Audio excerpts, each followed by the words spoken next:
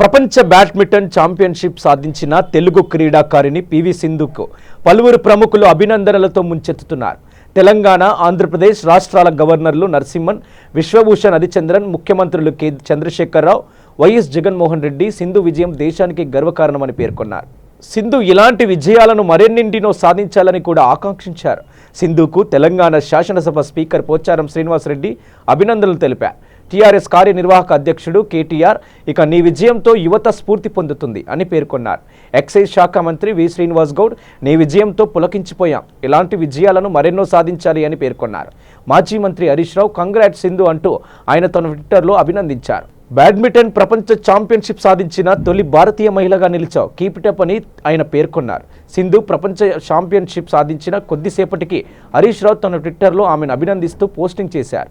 నీ విజయంతో మేము గర్విస్తున్నామని హరీష్ రావు ఈ సందర్భంగా పోస్టింగ్ చేశారు.